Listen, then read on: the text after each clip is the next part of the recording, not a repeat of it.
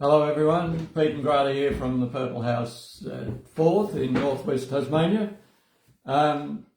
We are wanting to talk about something today. A person come to us and said, I feel betrayed by my body.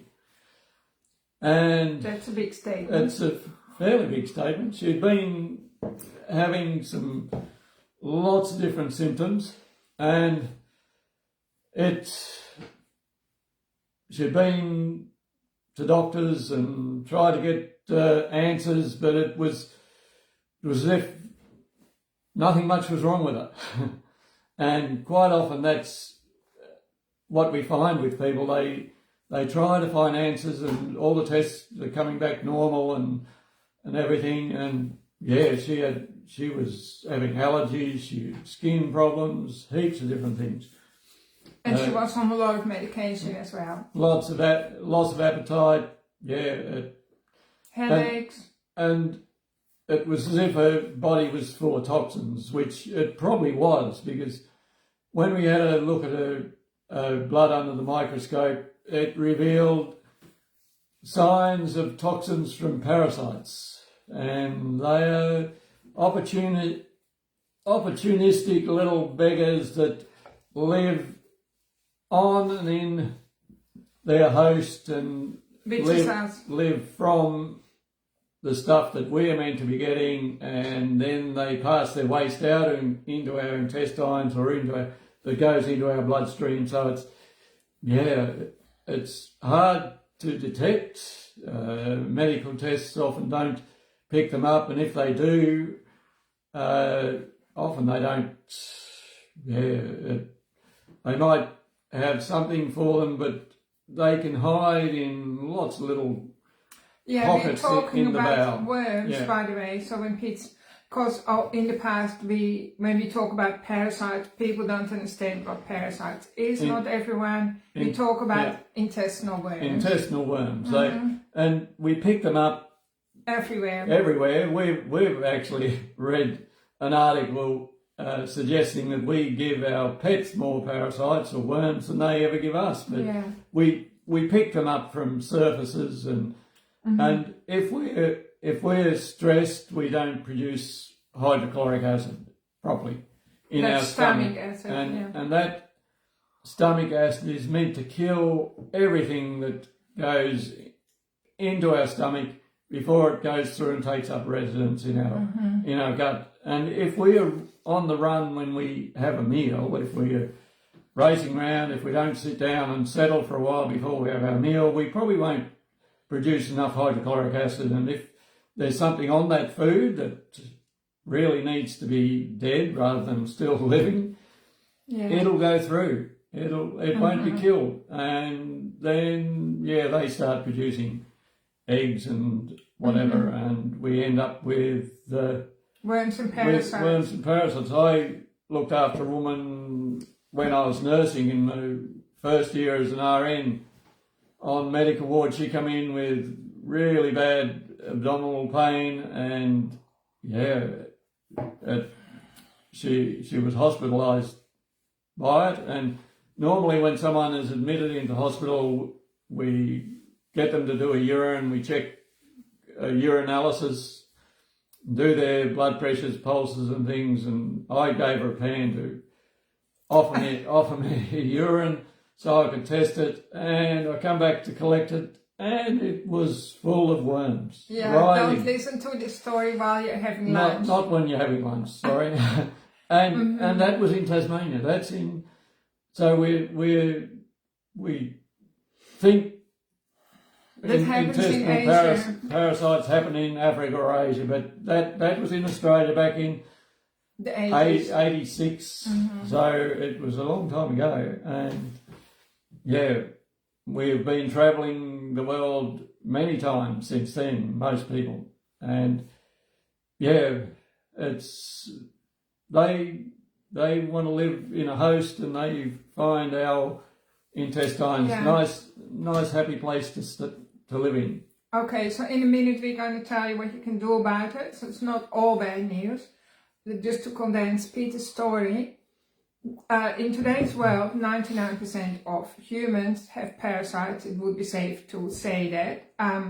In certain continents, everyone, like 100% of humans, have parasites, and that's why people sometimes feel really, really sick when they've traveled. We recently had like 2 clients who have been overseas, and they got so sick on the way home, and it was due to parasites. And I've heard stories of people who literally they didn't recover for 20 years because they actually didn't realize they have worms or parasites in their body that are foreign, like from other countries. But so the good news is you can definitely eradicate parasites. So don't even wait to get a medical diagnosis for that, because those don't exist. We're just going to tell you some signs and symptoms to be aware of, also in children. So before I go into that, I also want to tell you a story of a girl that I used to see when she was about 10. And maybe she's probably 20 now, so this is going back a long time. And she had been absolutely everywhere to all specialists, and she suffered from excruciating, intolerable headaches. So bad that she basically had to sometimes put her head in the fridge or in the freezer or lie backwards and rest her head in the sea or the ocean to let it cool off. So her head was just burning. And then I discovered the same way as Pete by looking at a drop of blood under the microscope. We just look at like one little drop of blood, and then we look for markers, so we can't really see the worms floating around.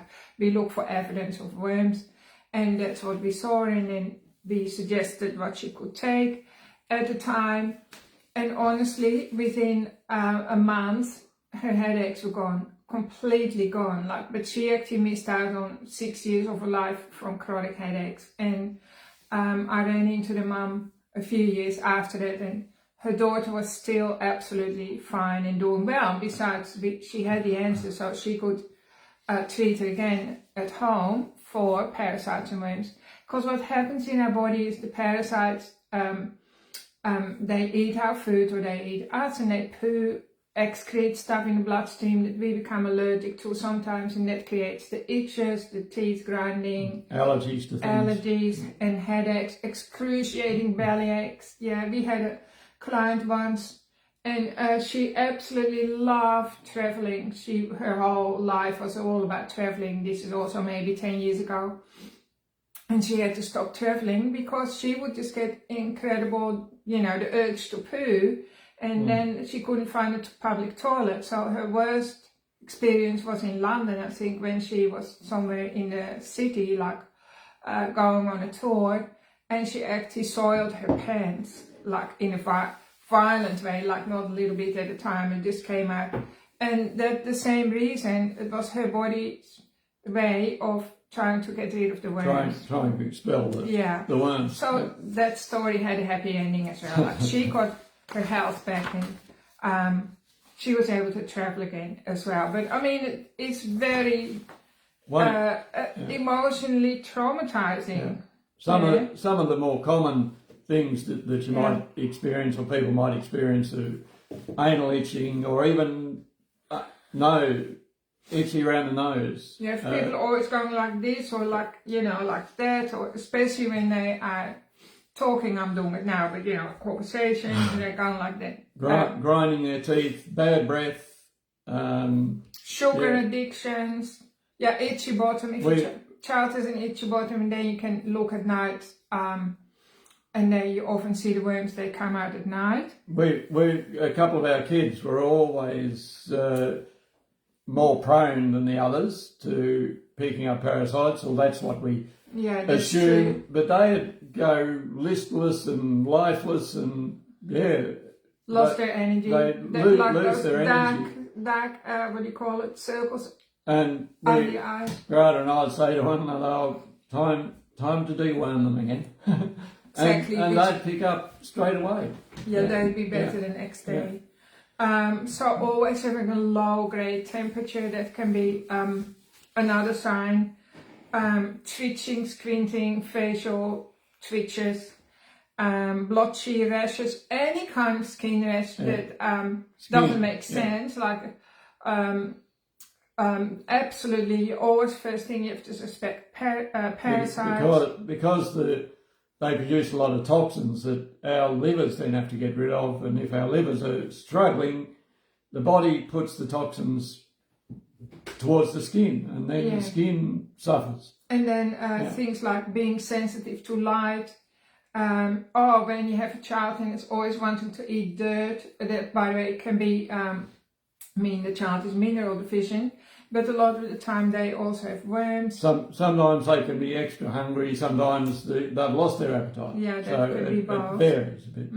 Yeah. So like I already said, belly aches, headaches, any aches, unusual bleeding, like when nosebleeds or bleeding from your bottom, crying if your child is crying and whinging all the time, well, that can absolutely be a sign of worms. Really, pretty much anything in your child, you have to expect worms. Bed wetting is another really big one, if they are suddenly wetting the bed again. Grinding your teeth, Peter already said that goes for adults and children. If you grind your teeth, you often have worms. What else do we... Plus, lacking energy, craving things, because the parasites are taking what you're meant to be getting for energy and for nutrients. And then if your immune system is out of whack, so if you're always picking up everything, all sorts of things, that's definitely a red flag as well. And then I've also got written things like depression, anxiety, insomnia, irritation, feeling angry, moody, weight gain, weight loss, all that kind of thing that gets lumped into the mental health issues. You definitely need to look for parasites as well. So what can you do about it? So we recommend basically that everyone takes diatomaceous earth, so diatomaceous earth, which is very, very cheap. It doesn't cost much at all. And it's basically, really all it is, 100%. It's ground up silica, so silica is a mineral, and it's ground into a very fine powder. It comes from Australia, right? The first time we discovered it was actually in Belgium, and we were staying somewhere, and the farmer used diatomaceous earth because one of his cows had worms with diarrhea, and he said, I get it from Queensland. So we thought, wow, we didn't even know about it. This is like a long time ago. So when we came back, we researched diatomaceous earth, and we stock it, by the way, or, we've used it ever since. So if you suspect you have worms, we usually say, and this is something that I do, a teaspoon every day for a month.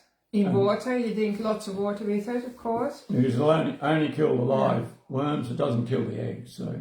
Yeah, but they've got a 3-week life cycle normally, and you've got them all by 4 weeks, hopefully. And then we also have like herbal worm killers. Like one is called Parasite, and that kills a huge variety of worms and parasites. That has clove in it as well, and that actually destroys or kills the eggs as well. Yep. And then we also have a homeopathic solution that's called worming and parasite cleanse. So that really helps your body, or activates your body, to recognize that, hey, I have invaders floating around in my body, and I need to get rid of those. So that's really how the homeopathic, which is very safe. All these are safe for children as well. And we often worm our pets, or vets recommend people worming their pets about every 3 months. So we say to people, hey, think about it every 3 to 6 months. I would say more though. Yeah. Especially since we had a pandemic, people are very more susceptible. Everyone has been knocked around by what's been going around, so it's really, really good to give yourself some extra TLC, some extra care. And then, of course, taking the betaine HCl supplement, right, to help your stomach acid to fire properly is really beneficial, pretty much for 90% of us. It's not expensive. None of these supplements are expensive at all, so betaine HCl is actually very economical. And what it does, it stokes up the fire in your stomach. So because really your best protection is your own digestive tract. When that's healthy, you're protected. Some people, and we would probably be the same, some people recommend that you also always take a probiotic, a really high-end probiotic, because our good bacteria are being destroyed on a daily basis just because of the modern society that we live in, right? Like with chlorine in your water and all the rest. Kills the good bacteria. Unfortunately, the chlorine in the water doesn't kill the worms, right? Because I'll finish with a yucky story. We're full of yucky stories. But anyway, we just have a healthy respect for the things that can invade our bodies and create problems. So the scientists one time, they did an experiment with worms to see how killable they were or how hardy they were. And they were in a laboratory and they had bleach. They had worms and they put them in bleach and thought, oh well, that will kill it for sure. So they put in bleach, and then they froze the sample, right? So they were frozen. So thinking the bleach in the freezing process would kill the parasites for sure. Well, lo and behold, when they were defrosted, they were alive again. So, I mean,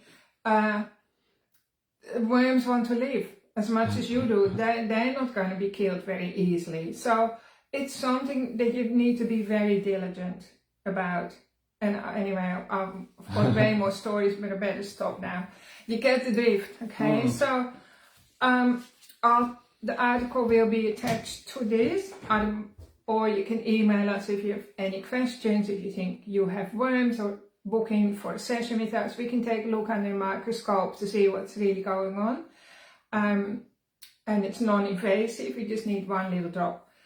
Just one little drop from your fingertip, that's all we need. And we can absolutely tell you for sure what's going on in your body. But even without that, it's still good to do a parasite cleanse very regular, probably every 6 weeks, I'd say. So I hope you found this interesting. Do come and see us. We're open to see clients every Tuesday, Wednesday and Thursday. And so if you have any issues, reach out, give us a call. And you can go online to order the products that we mentioned. The online shop is open, of course, 24/7. And yeah, we're really here to help you. So we wanted to talk about parasites because people don't understand that that's a very real, huge, big problem, overshadowing our life, and it affects pretty much 100% of us, of Australians as well. Anything else you want to say? That's it? That's about it. Okay. Thanks for listening, everyone. Have a good week. Yeah, and we look forward to being with you next week. Okay. Bye.